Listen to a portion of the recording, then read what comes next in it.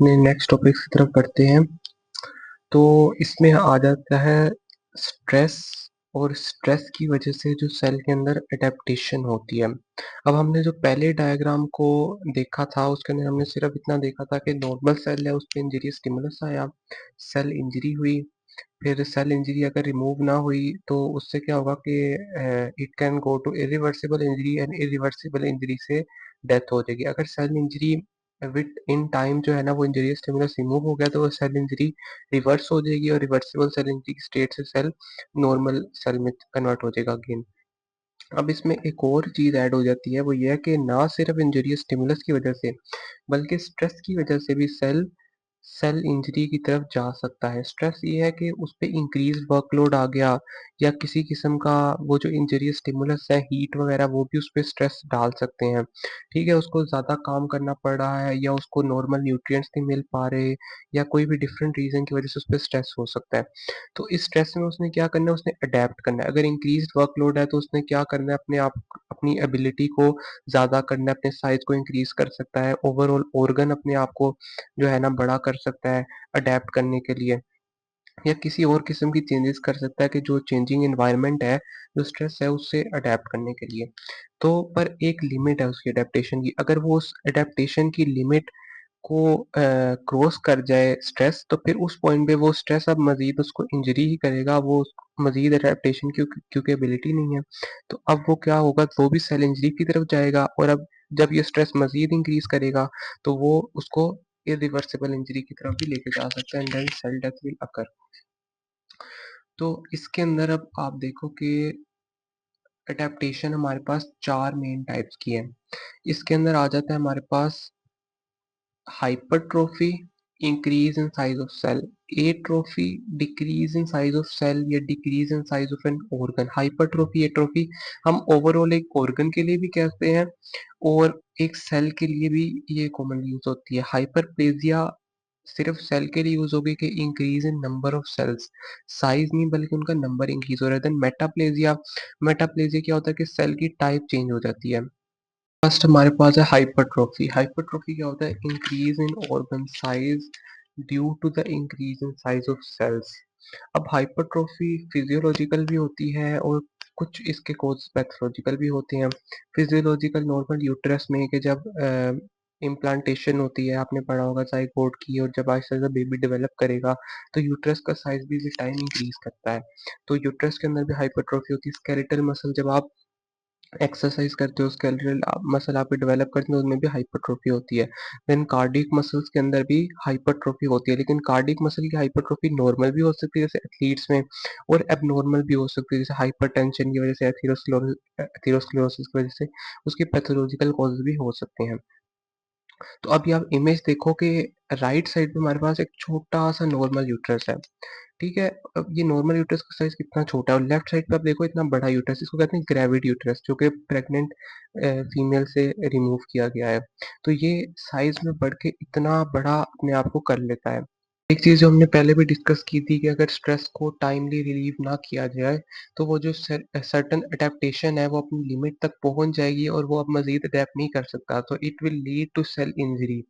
अब हाइपरट्रोफी की भी यही मिसाल है कि अगर स्ट्रेस रिलीव ना किया गया और किसी भी रीज़न की वजह से वो हाइपरट्रोफी होती जा रही है, तो मज़ीद हाइपरट्रोफी होने से it may lead to severe injury. अब वो सेल की लिमिट हो गई है, वो मज़ीद अपने आप को साइज़ को इंक्रीज़ नहीं कर सकता, तो it will lead to cell injury. इसकी एक कॉमन एग्जांपल है कि इन हाइपरटेंशन, वैल्वुलर डिजीज़ क्या होगा, कार्डियक मसल की हाइपरट्रोफी होगी, कार्डियक मसल पे वर्कलोड ज़्यादा हो गया। अब क्या होगा, इसकी वजह से अब एक लिमिट तक तो वो अडैप्ट कर लेगा, लेकिन जब वो मज़ीद हाइपरट्रोफी होगी तो it will lead to cardiac muscle injury और इसकी वजह से एक विशियस साइकिल होगा जिससे मज़ीद इंजरी होती जाएगी and it will lead to cardiac failure in the end. अब आप ये इमेज देखो, एक नॉर्मल मायोसाइट है दरमियान में, अब ये दोनों तरफ जा सकता है।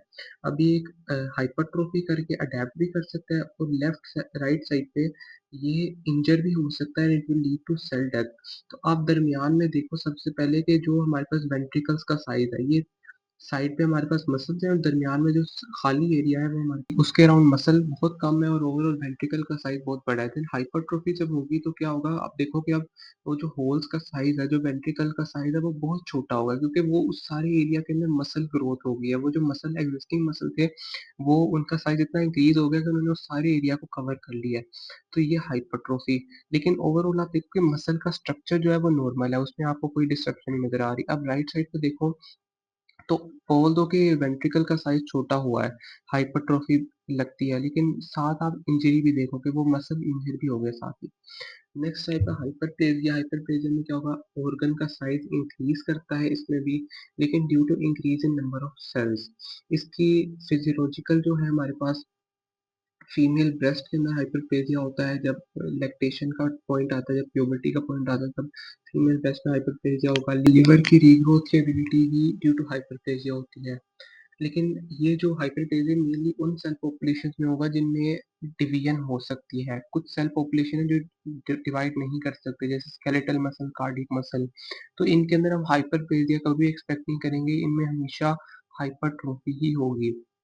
अब यूट्रस किससे बना होता है, स्मूथ मसल में। स्मूथ मसल में डिवीजन भी होती है और उसमें हाइपरट्रोफी भी होती है। तो अगर हम यूट्रस की हाइपरट्रोफी कहते हैं ओवरऑल, तो ये एक जनरल टर्म है, इसमें दोनों हाइपरप्लेजिया और हाइपरट्रोफी मुराद होती है। अब नेक्स्ट स्लाइड में यही बात मैंने की है कि स्केलेटल और कार्डिक मसल्स डिवाइड नहीं कर सकते, तो इनमें सिर्फ हाइपरट्रोफी ही होती है। इस वजह से इनकी अडेप्टेशन की एबिलिटी भी काफी कम है। ये नंबर में एट्रोफी में क्या होता है, decrease in organ size due to the decrease in size of cells. ठीक है, जैसे हाइपरट्रोफी में सेल का साइज इंक्रीज हो रहा था, एट्रोफी में सेल का साइज डिक्रीज होगा और ओवरऑल ऑर्गन का साइज डिक्रीज होगा। इसकी डिफरेंट कॉजेज होती है, जैसे कि डिक्रीज वर्कलोड, मसल है जिसपे वर्कलोड कम हो गया है तो उसकी वजह से उसमें एट्रोफी हो जाएगी। लॉस ऑफ नर्व या ब्लड सप्लाई के मसल पैरालाइज हो जाता है तो आप देखोगे वो बिल्कुल एट्रोफी हो जाता है, ब्लड सप्लाई नहीं रही, इंफाक्शन होगी तो उसमें भी एट्रोफी हो जाएगी। मेल न्यूट्रिशन की वजह से भी जो जिन लोगों को खाना सही से नहीं मिलता उनमें भी आप देखो कि मसल्स उनके डेवलप नहीं होते बिल्कुल। And ageing is also very big cause. इसकी दो मेन एग्जांपल्स हैं कि मसल एट्रोफी हो जाती है, इसके अलावा ब्रेन एट्रोफी। तो अब ब्रेन एट्रोफी की स्लाइड देखो कि इसमें अब लेफ्ट साइड पे आप देखो कि एक लार्ज ब्रेन है जो कि 20 ईयर ओल्ड यंग बॉय से लिया गया है। तो अब इस ब्रेन का साइज देखो ओवरऑल कितने ज्यादा है, इसके अंदर आपको टिश्यू का साइज मिल रहा है। एंड राइट साइड पे आप देखो तो ये ओल्ड 80 ईयर ओल्ड बंदे के ब्रेन का है, तो ओवरऑल साइज भी कम हो गया है। और उसके अंदर फिर आप देखो कि वो जो ग्रूव्स और फिशर्स हैं वो भी बहुत कम नजर आते हैं। मेटाप्लेजिया। मेटाप्लेजिया में एक अडल्ट सेल पॉपुलेशन एक another type of cell population में चेंज हो जाती है और इसकी रीजन होती है क्रोनिक इरिटेशन। ठीक है, ये दोनों चेंजेस हमारे पास एपिथेलियम में ही है।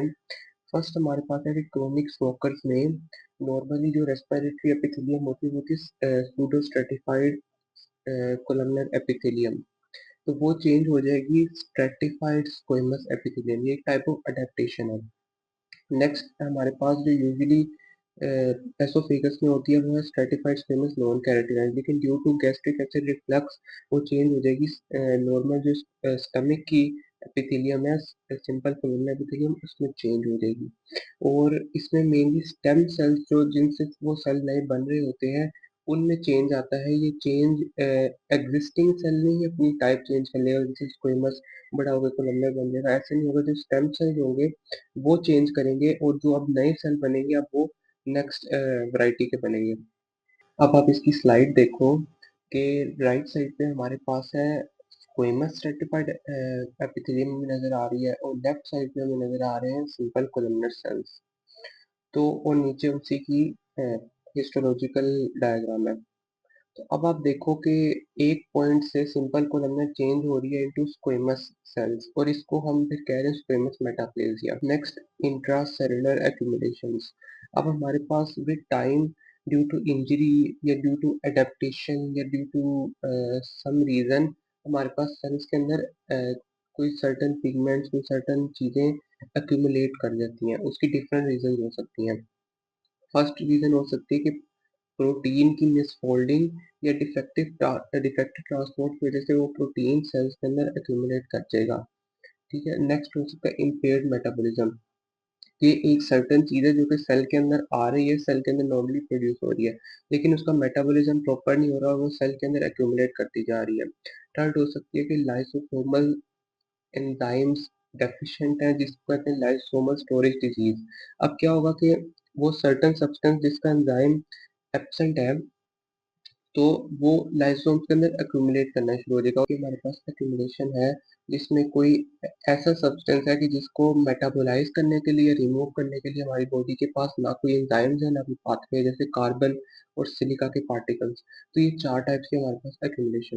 फर्स्ट टाइप की हमारे पास जो एक्यूमुलेशन है वो है फैट की।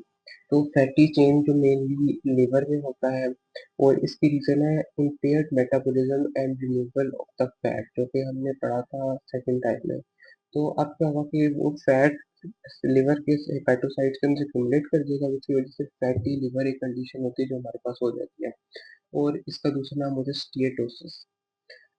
फिर कोलेस्ट्रॉल। कोलेस्ट्रॉल भी हमारे पास एक्यूमुलेट करता है, लेकिन ये एक्यूमुलेट करेगा in macrophages due to impaired metabolism and removal. इसकी भी वही कॉज है कि वो उनके पास वो प्रॉपर मेटाबॉलिक्स नहीं है पाथवेज का, जिसके थ्रू उसको रिमूव किया जा सके। इसकी वजह से एथेरोस्क्लेरोसिस के अंदर ये कंडीशन होती है कि फोम सेल्स बन जाते हैं। नेक्स्ट प्रोटीन्स, जैसे हमने पहले डिस्कस किया था कि मिसफोल्डेड प्रोटीन्स होंगे due to any mutation. Proteins की प्रॉपर फोल्डिंग नहीं हो रही है और प्रोटीन्स का जो मिसफोल्डेड है या वो रिमूव नहीं हो रहे, तो क्या होगा due to any mutation, example alpha 1 antitrypsin की डेफिशिएंसी या न्यूरोफिब्रिलरी टैंगल्स होते हैं पार्किंसन डिजीज में, तो उसकी वजह से वो मिसफोल्डेड प्रोटीन्स एक्यूमुलेट कर जाते हैं। इसके अलावा एक और रीजन होती है कि प्रोटीनूरिया, जब यूरिन के अंदर ग्लोमेरुलस से प्रोटीन फिल्टर होना शुरू हो जाए, तो जब उसकी रीअब्जॉर्प्शन होगी इन द रीनल ट्यूब्यूल, तो रीनल ट्यूबुलर सेल्स के अंदर भी वो protein in the form of vesicles हमें नजर आएंगे। Next glycogen. ग्लाइकोजन की अपनी सर्टेन स्टोरेज डिजीज होती हैं जिनके अंदर ग्लाइकोजन सेल्स के अंदर एक्यूमुलेट कर जाता है। इसकी रीजन होती है एंजाइम डेफिशिएंट होते हैं, जिसकी वजह से लिवर के अंदर, किडनीज के अंदर, कार्डियक मसल्स के अंदर, बीटा सेल्स ऑफ पैंक्रियास के अंदर डिफरेंट लोकेशंस पे हमें glycogen pigments are the coloured substances. इधर ये एक्सोजीनस हो सकते हैं, मतलब बॉडी के बाहर से आ सकते हैं, या एंडोजीनस हो सकते हैं कि बॉडी के अंदर प्रोड्यूस हो रहे हैं, जैसे मेलानिन। तो अब फर्स्ट हम देखते हैं मेलानिन को। मेलानिन एक ब्राउन टू ब्लैक कलर का पिगमेंट है जो कि मेनली हमारे जो स्किन के मेलानोसाइट्स होते हैं उससे प्रोड्यूस होता है, और इसका मकसद होता है कि यूवी रेज से प्रोटेक्ट करना। ठीक है, मेलानिन वो रीजन होती है कि किसी की स्किन का कलर ब्राउन है, किसी का ब्लैक है, किसी का व्हाइट है, उसकी मेन रीजन मेलानिन होती है। और मेलानिन अपना फंक्शन बड़ा अच्छा परफॉर्म करता है to protect from UV raise.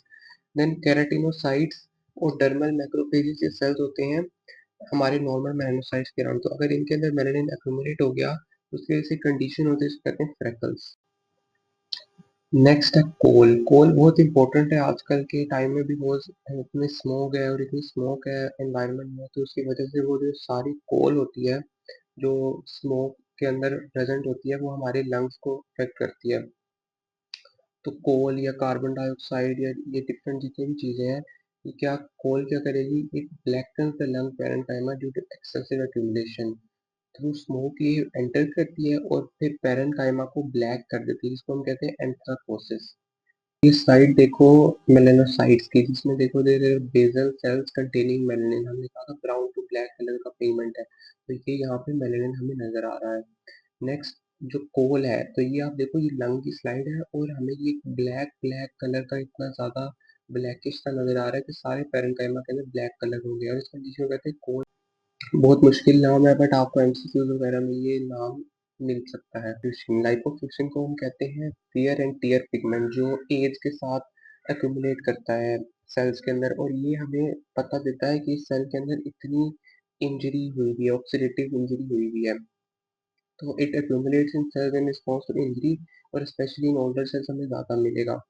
Next haemosiderin. Haemosiderin क्या है कि आयरन जो सेल्स के अंदर एक्यूमुलेट करता है, मेनली किन सेल्स के अंदर, हिपेटोसाइट्स के अंदर, और जो हिमेटोपोइटिक सेल्स होते हैं बोन मैरो के, उनके अंदर एक्यूमुलेट करता है in the form of haemosiderin. तो हीमोसिड्रिन हमें नजर आएगा, और अगर इसकी एक्सेसिव एक्यूमुलेशन हो जाए आयरन की इन द बॉडी, तो उस कंडीशन को हम कहते हैं हीमोसिड्रोसिस। हीमोसिड्रिन हमें ज्यादा मिलेगा उस कंडीशन में।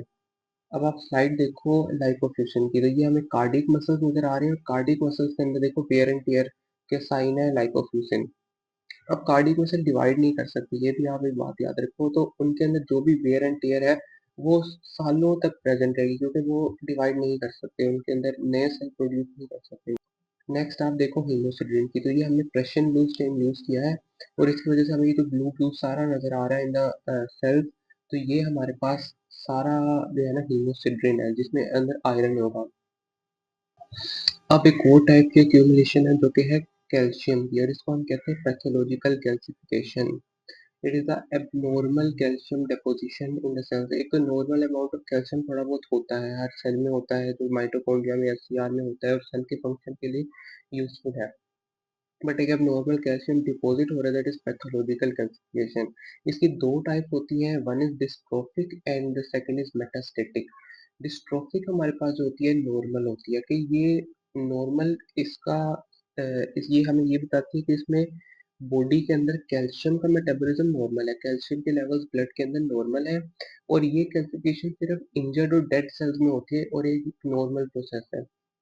एग्जाम्पल इन एथेरोस्क्लेरोसिस और वेलपुलर डिजनरेशन, जो सेल्स डाई करेंगे, और एक और एग्जाम्पल है कैशियस नेक्रोसिस। कैशियस नेक्रोसिस में भी डिस्ट्रोफिक कैल्सिफिकेशन होती है। नेक्स्ट है मेटास्टेटिक। मेटास्टेटिक हमें ये बताती है कि एक एबनॉर्मल कंडीशन है, मतलब इम्पेयर्ड कैल्शियम मेटाबॉलिज्म, के कैल्शियम का लेवल या तो ज्यादा है या तो कम है, और ये अब क्या करेगा कि नॉर्मल सेल्स में भी इस कंडीशन में कैल्शियम डिपॉजिट करना शुरू हो जाएगा। ठीक है, जैसे कि हमारे पास पीटीएच ज्यादा हो गया, रीनल फेलियर हो गया, इन सब को की वजह से ब्लड के अंदर कैल्शियम ज्यादा होगा। अब कैल्शियम नॉर्मल सेल्स में भी डिपॉजिट करना शुरू कर देगा, और ये हमें लंग्स, किडनी, जितने भी सॉफ्ट टिश्यूज है उनके अंदर मेनली नजर आएगा। अब आप स्लाइड देखो, ये हमारे पास है एक आर्टरी की, ब्लड वेसल की स्लाइड। जैसे हमने कहा थीरोस्क्लेरोसिस के अंदर कौन सी टाइप की कैल्सिफिकेशन होती है, डिस्ट्रोफिक। तो ये आप देखो, हमें कैल्सिफाइड मैसेज नजर आ रहे हैं ब्लड वेसल की वॉल के अंदर, तो ये एग्जांपल है डिस्ट्रोफिक कैल्सिफिकेशन की, जो कि एक नॉर्मल प्रोसेस है। नेक्स्ट हमारे पास जो स्लाइड है वो है मेटास्टेटिक कैल्सिफिकेशन की, जो कि एबनॉर्मल कंडीशन है। अब हमने एक्सरे करवाया है, सीटी स्कैन करवाया है इस पेशेंट का, और अब आप देखो इसके लंग्स के अंदर इतना ज्यादा वाइट कलर का ही जो अपीयर कर रहा है मैस, राइट साइड पे ज्यादा है, लेफ्ट साइड पे कम है, तो ये सारी कैल्सिफिकेशन है, और ये मेटास्टेटिक कैल्सिफिकेशन, मतलब इस पेशेंट के अंदर कोई कैल्शियम मेटाबॉलिज्म की प्रॉब्लम है, इसके कैल्शियम लेवल्स हाई है, और इसकी वजह से इसके लंग के पैरेंकाइमा के अंदर कैल्शियम अक्यूमुलेट हो रहा है। अब अल्हम्दुलिल्लाह हमने ये सारा कंप्लीट कर लिया, प्रैक्टिकल भी कंप्लीट ऐसे हो गया है कि हमने ये सारी चीजें पहले ही डिस्कस कर चुके हैं। फाइनली अब हम आ गए अपने एमसीक्यूज पार्ट की तरफ, और एमसीक्यूज पार्ट का आपको पता है कि क्या होगा। आपका 10 सेकंड है, पोज करें, आंसर करें, एंड देन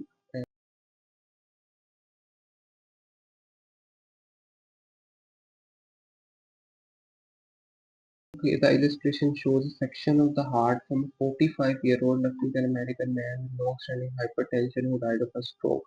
अब ये सारी बहुत अच्छी बात है, हमारे पास स्टेटमेंट है, लेकिन मेन चीज जो हमें देखना है वो हमें इस डायग्राम को देखना है।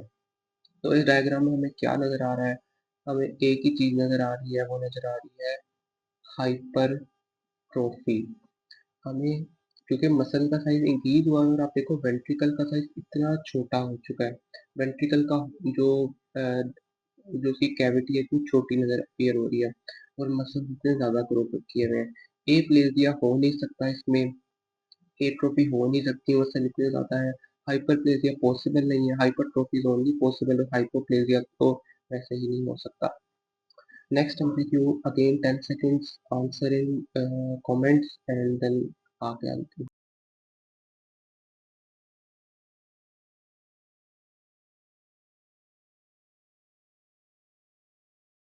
This illustration is from liver biopsy of a 34-year-old woman with a long history of alcoholism. ठीक है, अब हमें डायग्राम देखें, तो डायग्राम में हमें बड़े बड़े क्लियर से सेल्स नजर आ रहे हैं, और ये इतने क्लियर क्यों है? एक ही कंपोनेंट है जो कि सेल्स को इतना क्लियर कर देता है। वैसे दो कंपोनेंट होते हैं, फैट होता है या गोबलेट सेल्स होते हैं जिनमें म्यूकस होता है। तो गोबलेट सेल्स तो इधर हो नहीं सकते, लिवर की साइड है, तो ये क्या है, ये फैट की एक्यूमुलेशन हुई है इन हिपेटोसाइट्स के अंदर। तो और लॉन्ग हिस्ट्री ऑफ अल्कोहलिज्म, तो हम इसको कहेंगे अल्कोहलिक फैटी लिवर। तो अब इसमें हमें सही ऑप्शन चूज़ करनी है, तो कौन सी ऑप्शन है? ए ऑप्शन जो है वो सबसे सिंपल ऑप्शन है और सही आंसर वही है कि accumulation of triglyceride, triglyceride fat को कहते हैं विद इन द हेपेटोसाइट्स। तो यही हमें स्लाइड में भी नज़र आ रहा है। Hello, welcome to my YouTube channel, guys. Today I am going to make a new video, so please